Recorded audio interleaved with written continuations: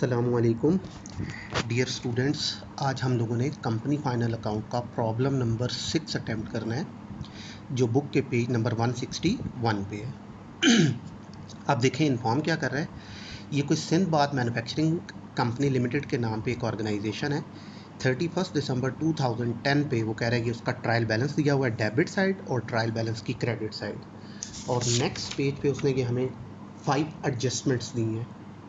आप कह रहा है इस इंफॉर्मेशन की बेस पे आप इसका प्रॉफिट एंड लॉस अकाउंट बनाएं, profit and loss appropriation account बनाएं और बैलेंस शीट जो सी है वो प्रिपेयर करें। तो अब वन बाय वन देखते हैं कि हमारे ये अकाउंट्स कैसे बनेंगे। तो स्टार्ट लेते हैं बेटे। तो सबसे पहले हम लोगों ने trading and profit and loss account बनाना है। तो अब इस क्वेश्चन में हमें ट्रेडिंग अकाउंट बनाने की ज़रूरत नहीं है, क्योंकि उसने ट्रायल बैलेंस की क्रेडिट साइड पे पहला आइटम ग्रॉस प्रॉफिट बता दिया हुआ है। तो इसका मतलब है हमें ट्रेडिंग अकाउंट नहीं बनाना है। Direct profit and loss account से स्टार्ट करेंगे। तो 3 लाइन्स यूज़ करेंगे इन्फॉर्म करने के लिए। Sindbad manufacturing company profit and loss account और फॉर द ईयर एंडेड 31 दिसंबर 2010।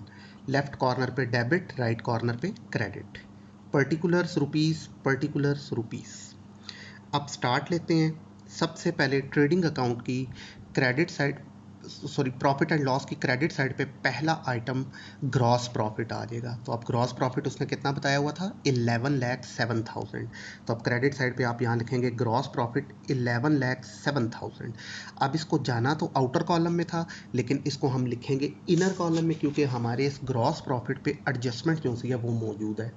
तो ये जो एडजस्टमेंट नंबर 4 है, इसमें उसने बताया था कि हमारी क्रेडिट सेल्स जो सी है वो अनरिकॉर्डेड है। तो अब देखें बेटे, क्रेडिट सेल्स के अनरिकॉर्डेड होने की वजह से क्या इफेक्ट पड़ रहा है।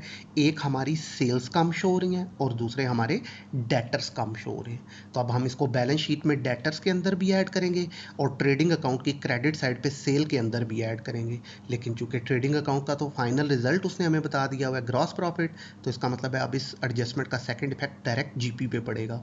तो अब क्या हुआ था, हमने अपनी सेल्स को 20,000 कम रिकॉर्ड किया था। तो सेल हमारी इनकम है, हमने उसे कम रिकॉर्ड कर दिया, तो जिसकी वजह से हमारा ग्रॉस प्रॉफिट जो है वो भी कम शो हो रहा है। तो इस 20,000 को हम ग्रॉस प्रॉफिट के अंदर ऐड कर देंगे, ऐड अनरिकॉर्डेड सेल्स 20,000। तो ग्रॉस प्रॉफिट की एक्चुअल वैल्यू आ जाएगी 11,27,000, राइट। अब उसके बाद स्टार्ट लेते हैं बेटे।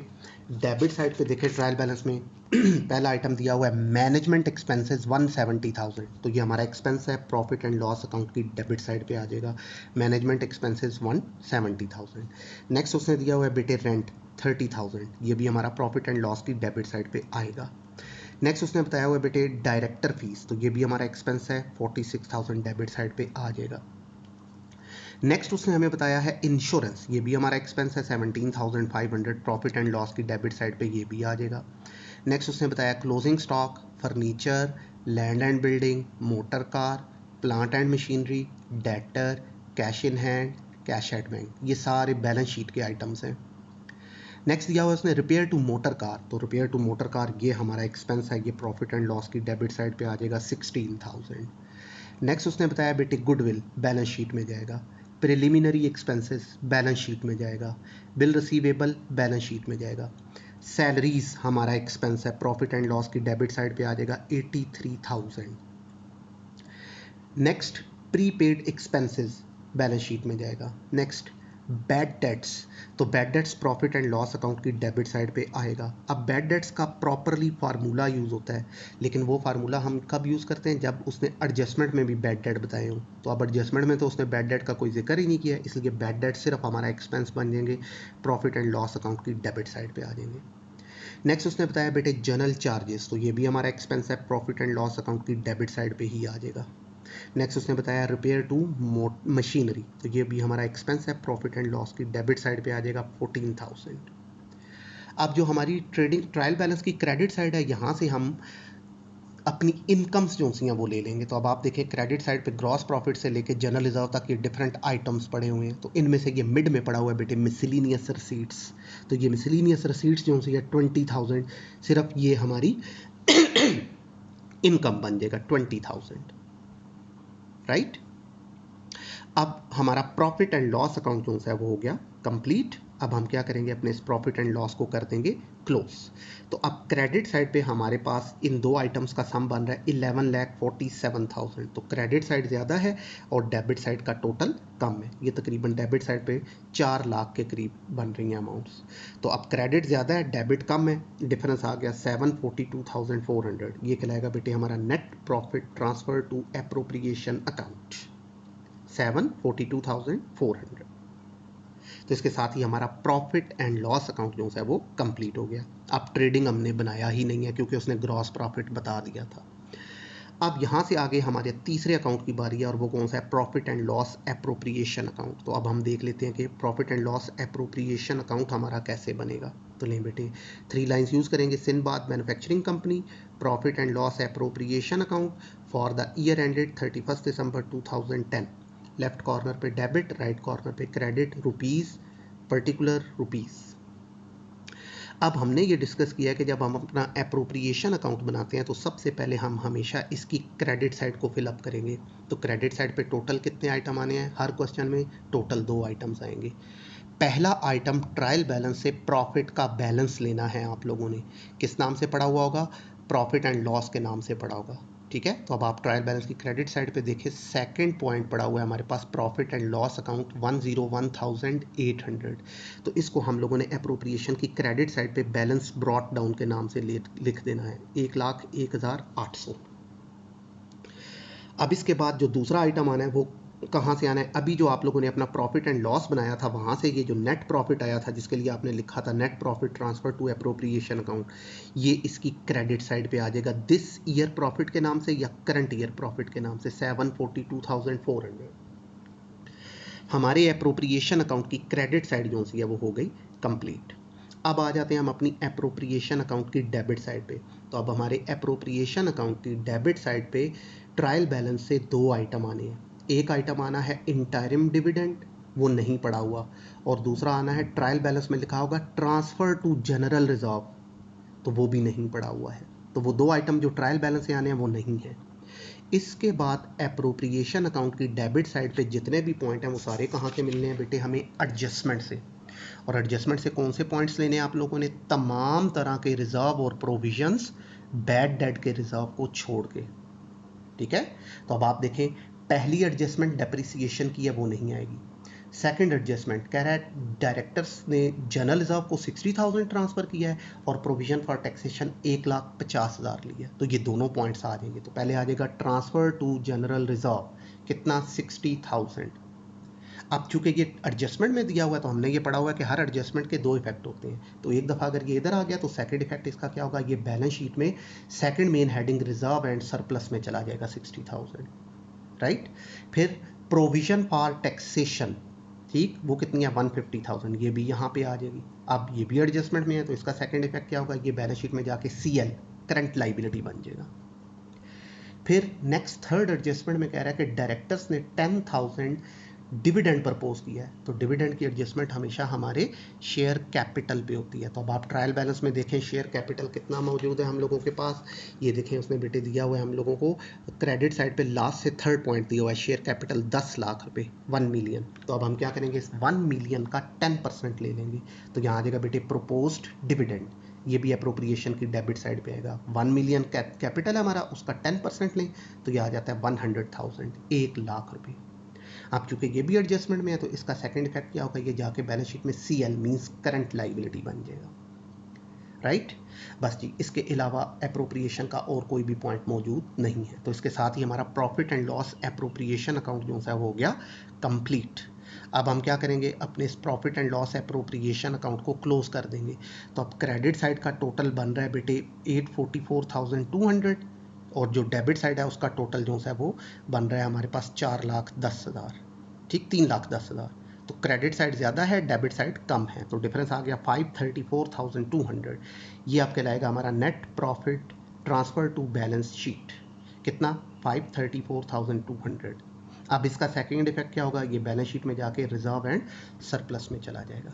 तो अब ये जो टोटल 4 आइटम है इनमें से 2 item second main heading reserve and surplus में चले जाएंगे और ये जो दरमियान वाले 2 आइटम है प्रोविजन फॉर टैक्सेशन और प्रपोज डिविडेंड, ये जाके बैलेंस शीट की लाइबिलिटी साइड पे 5th main heading current liabilities में आ जाएंगे। तो ले बेटे इसके साथ ही ये हमारा profit and loss appropriation account जो है वो हो गया कंप्लीट।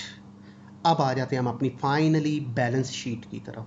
तो अब बैलेंस शीट हमारी कैसे बनेगी, लाइबिलिटीज साइड को पहले बनाएंगे तो सबसे पहले वही हेडिंग्स देंगे, name of the company Sindbad manufacturing company, balance sheet और एज ऑन 31 दिसंबर 2010, लाइबिलिटीज एंड कैपिटल रुपीस और एसेट्स रुपीस।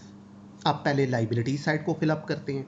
तो लाइबिलिटी साइड पे हमने डिस्कस किया था कि हमारे पास टोटल नंबर ऑफ हेडिंग्स कितनी आनी है बेटे 5। ठीक है, पहली मेन हेडिंग आ जाएगी हम लोगों के पास हमारा शेयर कैपिटल। अब इस शेयर कैपिटल में सबसे पहले लेंगे हम अपने ऑथराइज कैपिटल को। तो ये कौन सा होता है, total capital of the company जिससे कंपनी रजिस्टर हुई थी। तो अब आप देखिए एडजस्टमेंट नंबर 5 में उसने हमें बताया था कि कंपनी का ऑथराइज कैपिटल भी और इशूड कैपिटल भी दोनों 10 लाख हैं, 100 रुपये का एक शेयर है। तो इट मीन्स आपके 10,000 शेयर्स हैं 100 रुपीज़ वाले। ठीक है, 10 लाख को 100 पे डिवाइड करें तो नंबर ऑफ शेयर आ गए 10,000। तो अब आप यहाँ लिखेंगे 10,000 शेयर्स ऑफ ₹100 ईच, मल्टीप्लाई करें तो ये आ गया 1 मिलियन, लिख के डबल अंडरलाइन। फिर आ जाएगा बेटे issued subscribed and paid up capital. तो ये भी इतना ही है, 10,000 शेयर्स ऑफ ₹100 ईच, मल्टीप्लाई करें तो ये आ गया 1 मिलियन। ये हमारी पहली main heading share capital complete हो गई। अब आ जाते हैं हम अपनी second main heading reserve and surplus की तरफ। तो अब हमने ये डिस्कस किया था कि रिजर्व एंड सरप्लस का डाटा 2 जगहों से ट्रांसफ़र होता है। पहले नंबर पे आप ट्रायल बैलेंस में देखें कौन कौन सा रिजर्व एंड सरप्लस पड़ा हुआ है। तो अब आप देखें ट्रायल बैलेंस की क्रेडिट साइड पे आखिरी पॉइंट सिर्फ एक ही दिया हुआ है, जनरल रिजर्व 200,000।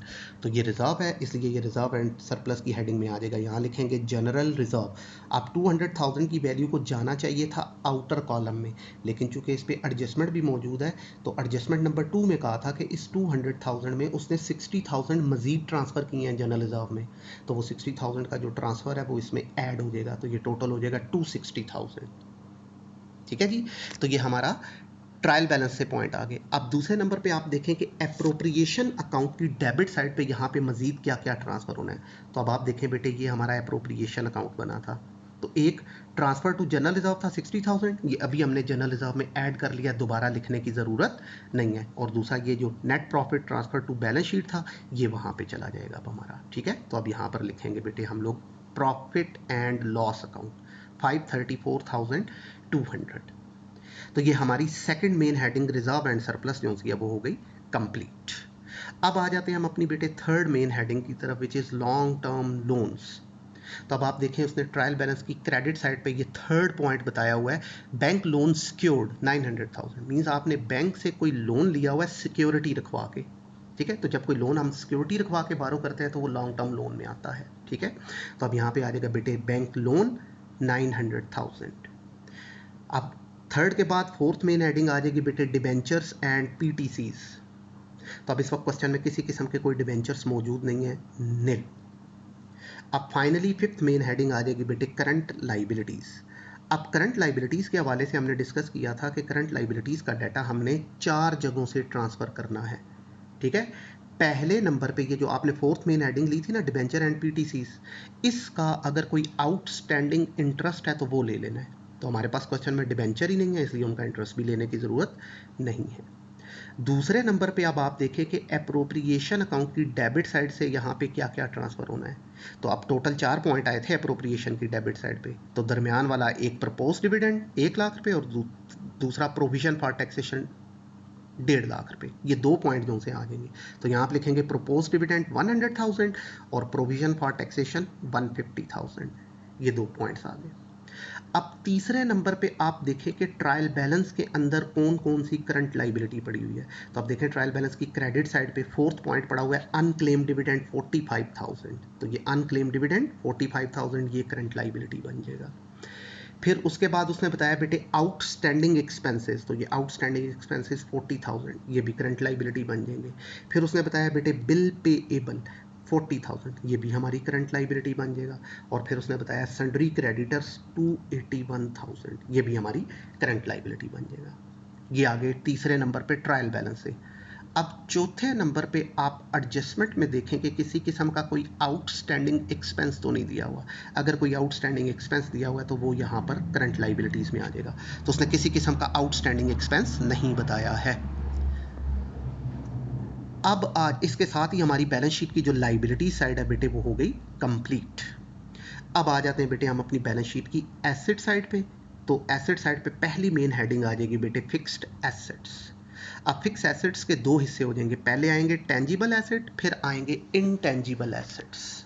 ठीक है, तो अब ये ज़रा थोड़ा सा इंपॉर्टेंट पॉइंट है बेटे, इसको ज़रा ध्यान से सुनिएगा। इसके हवाले से ब्रीफ डिस्कशन हम बेसिक लेक्चर्स में कर चुके हैं। कंपनी फाइनल अकाउंट को जब हमने स्टार्ट किया था तो वहाँ पे मैंने पहले लेक्चर में आपको trading and profit and loss बनाया था, दूसरे लेक्चर में मैंने आप लोगों को बना के दिया था profit and loss appropriation account और बैलेंस शीट, और फिर थर्ड लेक्चर में हमने अपनी सारी एडजस्टमेंट्स के हवाले से डिस्कशन की थी। तो वहाँ ब्रीफ डिस्कशन हम कर चुके हुए हैं, तो यहाँ से अब इसकी डिस्कशन देख लेते हैं कि हुआ क्या है। तो अब टेंजिबल एसेट्स में हमारे पास सारे के सारे furniture, land, building, plant, machinery, motor vehicle वगैरह आएंगे। तो अब इनमें से देखें, उसने हमें फर्नीचर बताया है, लैंड बताई है, मोटर कार बताई है और प्लांट एंड मशीनरी बताई है। ये 4 एसेट्स बताए हैं। तो अब वो जो हमने डिस्कशन की थी इसके एडजस्टमेंट्स में, वहाँ पे हमने ये कहा था कि जी जब डेप्रीसिएशन हमें एडजस्टमेंट में दी हो तो उसके 2 इफेक्ट होते हैं। पहला इफेक्ट, हम उसको डेप्रीसिएशन को बैलेंस शीट में एसेट के में से माइनस करते हैं, और जितनी अमाउंट वहाँ से माइनस करते हैं उसको प्रॉफिट एंड लॉस अकाउंट की डेबिट साइड पे शो करते हैं दूसरे इफेक्ट के तौर पे। ये 2 इफेक्ट होते हैं जब डेप्रीसिएशन एडजस्टमेंट में दी हो। और अगर यही डेप्रीसिएशन एडजस्टमेंट की बजाय ट्रायल बैलेंस में दे दी जाए तो फिर इसके 2 इफेक्ट नहीं होंगे, फिर इसका सिंगल इफेक्ट होगा। अब यहाँ पे क्वेश्चन ये राइज होता है कि वो सिंगल इफेक्ट फिर कहाँ होगा? क्या हम इसको बैलेंस शीट में एसेट में से माइनस करेंगे या प्रॉफिट एंड लॉस अकाउंट की डेबिट साइड पे लिखेंगे? ठीक है, दो इफेक्ट होते हैं ना जब एडजस्टमेंट में दी हो, तो या आप एक एसेट में से माइनस होता है और दूसरा प्रॉफिट एंड लॉस की डेबिट साइड पे लिखते हैं। ये 2 इफेक्ट होते हैं। ठीक, लेकिन अभी हमने कहा कि अगर यही डेप्रीसिएशन एडजस्टमेंट की बजाय ट्रायल बैलेंस में आ जाए तो फिर 2 इफेक्ट नहीं होंगे, फिर एक होगा। ठीक है, अब वो एक इफेक्ट कहाँ शो करना है? बैलेंस शीट में एसेट में से माइनस करें या प्रॉफिट एंड लॉस की डेबिट साइड पे लिखें?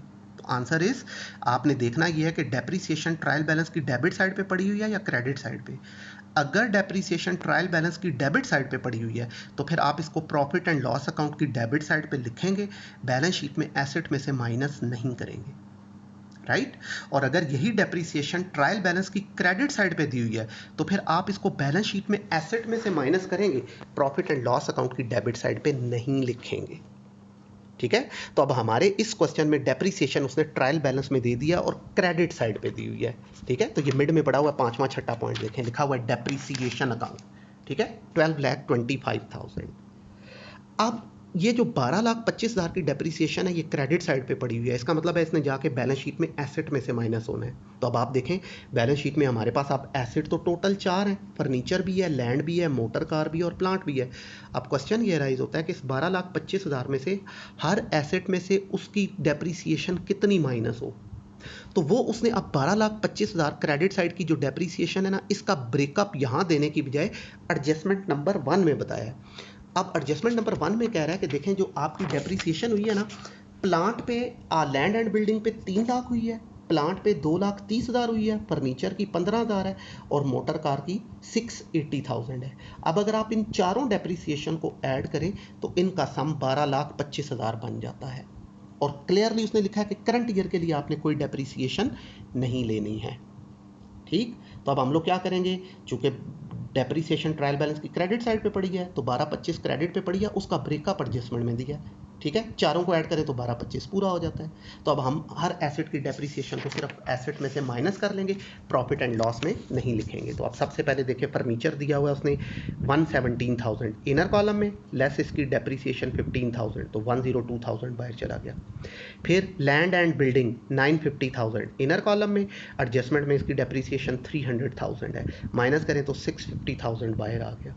इसी तरह मोटर कार 10,45,000 इनर में, लेस डेप्रीसिएशन 680,000 तो बाकी 365,000 आउटर में चला गया।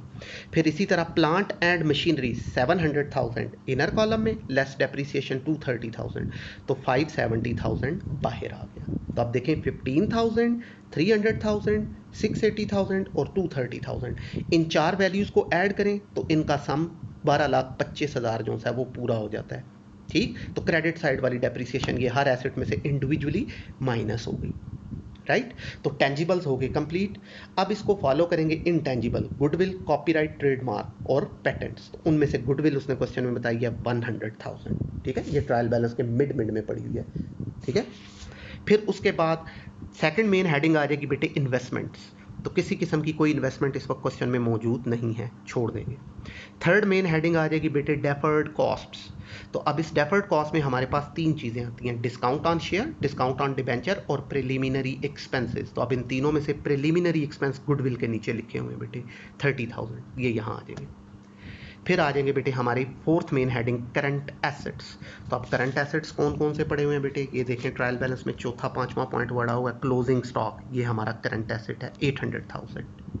फिर उसके बाद डेटर्स, ये हमारा करंट एसेट बनेंगे 580,000, इनर कॉलम में लिखेंगे क्योंकि एडजस्टमेंट मौजूद है कि हमारी क्रेडिट सेल्स अनरिकॉर्डेड थी। तो क्रेडिट सेल के अनरिकॉर्डेड होने से डेटर और सेल्स दोनों कम शो हो रही हैं। तो एक इसको हमने सेल्स में ऐड कर लिया था, तो दूसरा इफेक्ट डेटर में भी ये अमाउंट ऐड हो जाएगी, ऐड अनरिकॉर्डेड के नाम से। तो टोटल डेटर्स हो जाएंगे हमारे पास 600,000। नेक्स्ट उसने बताया बेटे कैश इन हैंड हमारा करंट एसेट है 16,500।